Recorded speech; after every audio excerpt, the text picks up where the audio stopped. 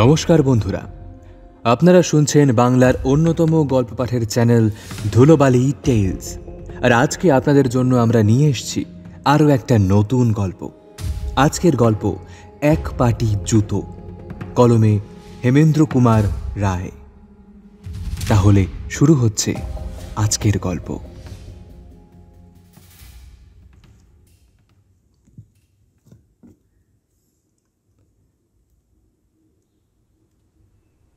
একটা তদন্ত সেরে বাড়িমুখ হয়েছে জয়ন্ত ও মানিক, সঙ্গে একজন সেপাই ও একজন দারোগা। রাস্তা দিয়ে তারা গল্প করতে করতে আসছে। হঠাৎ একখানা বাড়ির দোতলা থেকে ডাক এলো, জয়ন্ত, মানিক। তারা মুখ তুলে দেখে বারান্দার উপরে দাঁড়িয়ে আছে তাদের পুরাতন বন্ধু নবীনচন্দ্র। সে জমিদার। জয়ন্ত ও মানিককে নিয়ে মাঝে মাঝে নিজের জমিদারিতে শিকার করতে যান। নবীন বলল, তোমার সঙ্গে একটু পরামর্শ আছে, ভিতরে এসে একটু বৈঠকখানায় বসো, আমি যাচ্ছি। বৈঠকখানায় ঢুকেই জয়ন্তের হুঁশিয়ার চোখ দেখল দুটো ব্যাপার। দেওয়ালের বড় ঘড়িটা নামিয়ে রাখা হয়েছে মেঝের উপরে, এবং পূর্ব দিকের জানালায় একটা গরাদ নেই। সেটাকে কেউ খুলে মেঝের উপরে ফেলে রেখেছে। জানালার কাছে গিয়ে সে বুঝতে পারল জানালার তলার কাঠের ফ্রেমে বাটালি বা কোনো অস্ত্র চালিয়ে কেউ স্থানচ্যুত করেছে গরাদটাকে। সে ফিরে বলল, মানিক, এই ঘরে কেউ অনধিকার প্রবেশ করেছে, বুঝলে? নবীন বোধহয় সেই জন্যই আমাদের সঙ্গে পরামর্শ করতে চায়।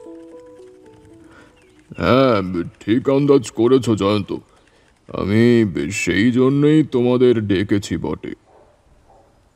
বলতে বলতে নবীন ঘরের ভিতরে এসে দাঁড়ালো। আসন গ্রহণ করল সকলে।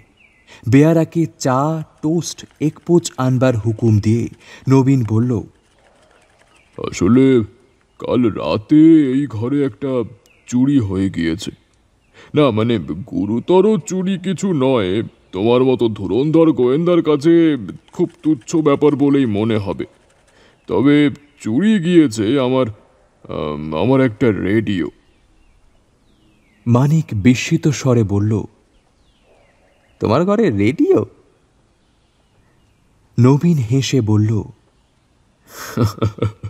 হ্যাঁ মানিক, তোমরা সকলেই জানো যে রেডিওর এই একটানা একঘেয়ে ঘ্যানঘ্যানানি আমার ধাতে সহ্য হয় না।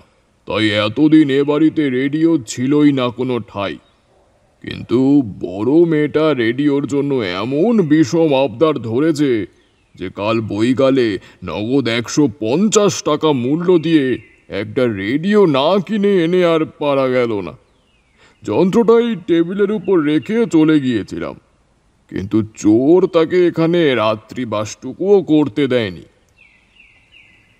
জয়ন্ত বলল, তা চোর এসেছে এই গরাদটা খুলে, তাই তো? হ্যাঁ। আচ্ছা, পূর্ব দিকের ওই সরু গলিটা কি? ওটা মেথর আসার পথ। চোর বেশ নিশ্চিন্ত হয়ে ওই গলিতে দাঁড়িয়ে ফ্রেম কেটে গরাদ খোলবার সুযোগ পেয়েছিল। আচ্ছা, আর ওই ঘড়িটা মেঝে নামানো কেন? ওটাও চোরের কীর্তি গো। তার ইচ্ছে ছিল ঘড়িটাও সঙ্গে করে নিয়ে যাবে, কিন্তু ঘরে সন্দেহজনক শব্দ শুনে এই বেয়ারা এসে পালিয়ে যেতে বাধ্য হয়েছে। তাড়াতাড়ি পালাবার সময় সে নিজের এক পাটি জুতোও নিয়ে যেতে পারেনি। এইবার জয়ন্ত কিঞ্চিত আগ্রহ প্রকাশ করে বলল, জুতো? তা কোথায় সেই জুতো? ওই তো, ওই দেখো, ওই জানালার তলাতেই পড়ে রয়েছে। জয়ন্ত এগিয়ে গিয়ে জুতোর পাটিটা তুলে নিল। বেশ মনোযোগ দিয়ে পরীক্ষা করল প্রায় 5 মিনিট ধরে। তারপর মুখ তুলে ধীরে ধীরে বলল, নবীন, এ হচ্ছে এমন কোনো লোকের জুতো যার ডান পদতল বিকৃত। জুতোর এই বেডৌল গড়ন দেখেই তা ধরা যায়। বাটার কারখানার তৈরি সস্তা দামের 6 নম্বরের রাবারের জুতো। এর ভিতরে সাদা সাদা কি রয়েছে দেখেছো? কই দেখি দেখি। হ্যাঁ, তো বোধহয় গুঁড়ো চুনফুন হবে। জয়ন্ত মুখে কিছু না বলে মাথা নেড়ে জানালো না।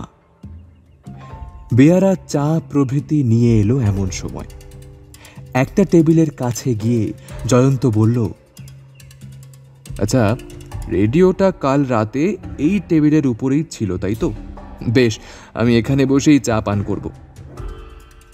জয়ন্ত নীরবে চা ও খাবার খেতে খেতে উত্তর দিকের জানালাগুলো দিয়ে বারংবার রাস্তার দিকে দৃষ্টিপাত করতে লাগল। পানাহার শেষ করে জয়ন্ত বলল, নবীন, তোমার বাড়িতে রেডিওর গন্ডগোল কেউ কোনোদিন শোনেনি। এ বাড়িতে যে ওই উপসর্গ আছে, বাইরের লোকেরা এমন সন্দেহ করতে পারে না। অথচ যেদিন তুমি রেডিও কিনেছ ঠিক সেই দিনই তা চুরি হয়ে গেল। সুতরাং এটা বেশ বোঝা যাচ্ছে যে এ হচ্ছে পাড়ার কোনো সন্ধানী চোরের কাণ্ড। যন্ত্রটা সে বৈকালেই রাস্তা থেকে দেখতে পেয়েছিল। নবীন বলল, কিন্তু সে যে কে সেটা বুঝবো কেমন করে? আচ্ছা, এখান থেকে রাস্তার ওপারে দেখতে পাচ্ছি দুখানা বাড়ি। তো ওই দুখানা বাড়ি কাদের? লাল বাড়িখানায় থাকেন হাইকোর্টের এক উকিল, আর পাশের ওই হলুদ বাড়িখানা ভাড়াটে বাড়ি। একখানে কি দুখানা ঘর নিয়ে ওখানে বাস করে 6-7টা পরিবার। আর আমাদের এই সরকার বাবুও থাকেন ওই বাড়ির দোতলায়।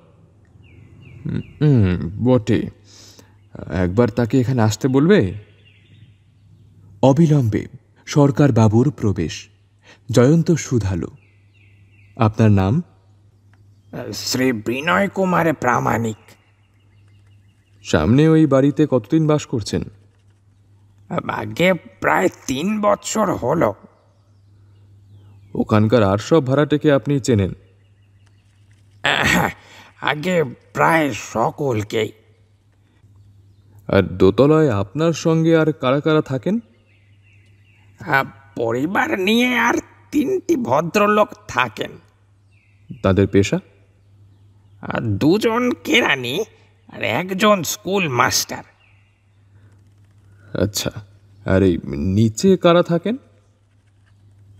নিচে নিচে সবাই পূর্ববঙ্গের লোক। আর তারা কি কাজ করেন? ওই বেশিরভাগই লোক এই কাটা কাপড়ের ব্যবসা করেন।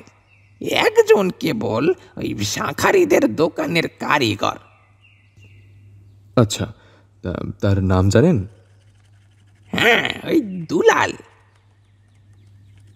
বিনয়বাবু, একটা কাজ করুন, দয়া করে দুলালকে একবার এখানে ডেকে আনুন। আর হ্যাঁ, তাকে বলবেন যে নবীনবাবুর স্ত্রী 2 ডজন ভালো শাঁখা কিনতে চান, তিনি তাই ডেকেছেন। আচ্ছা, যে আগে। সরকারের প্রস্থান।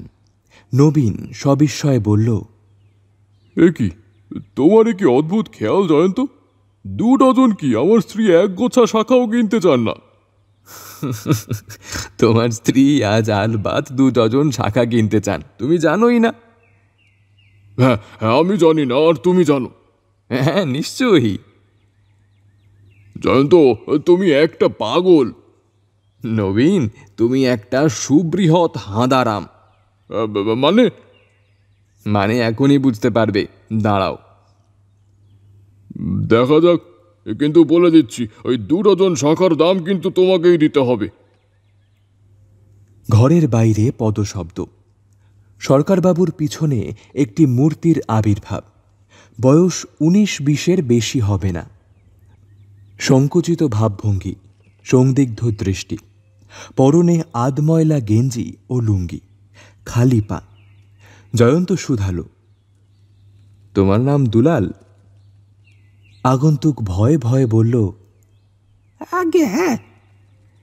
জয়ন্ত লক্ষ্য করল দুলালের ডান পায়ের পাতা এমনভাবে বিকৃত যে সোজাভাবে মাটিতে পা ফেলে সে দাঁড়াতে পারে না। তার 2 পায়ের নিচের দিকে লেগে রয়েছে সাদা সাদা কিসের গুঁড়ো। জয়ন্ত বললেন, দুলাল, এসো, আমার কাছে এসো।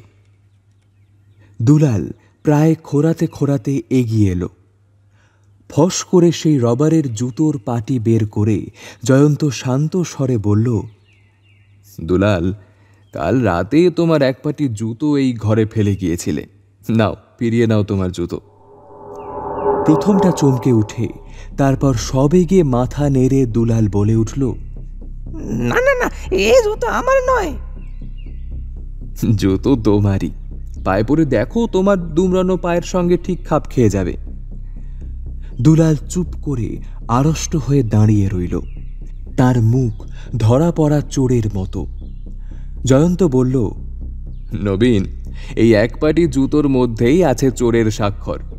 জুতোর ভিতরে যে ওই সাদা গুঁড়োগুলোকে তুমি চুনের গুঁড়ো বলে ভ্রম করেছিলে, আসলে তা হচ্ছে শাঁখের গুঁড়ো। আমি দেখেই বুঝতে পেরেছিলাম। ওই শাঁখারিরা ঠিক 2 পায়ের উপর শাঁখ রেখে যখন এই করাত চালায়, তখন তাদের 2 পায়ের উপরেই ছড়িয়ে পড়ে শঙ্খচূর্ণ। দুলালের পায়ের দিকে তাকিয়ে দেখো, শাঁখার পাউডার মেখে ওর পদযুগল এখনো শ্বেতবর্ণ হয়ে রয়েছে। ওর 2 পদজুতোর মধ্যে প্রবেশ করলে তার ভিতরেও লেগে থাকে শাঁখের গুঁড়ো। বেডৌল জুতোর পাটি পরীক্ষা করে খুব সহজেই ধরে ফেলেছিলাম যে এর মালিক হচ্ছে এমন কোনো শাঁখারি যার দক্ষিণ পদতল বিকৃত।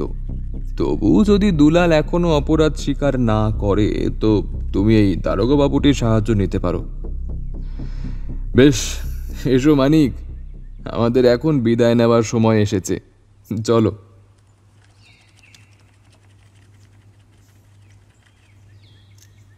শেষ হলো আজকের গল্প এক পাটি জুতো, কলমে হেমেন্দ্র কুমার রায়। দেখা হচ্ছে আবার পরের সপ্তাহে আরও একটি নতুন গল্প নিয়ে। Till then, stay tuned and keep watching Dhulobali tales.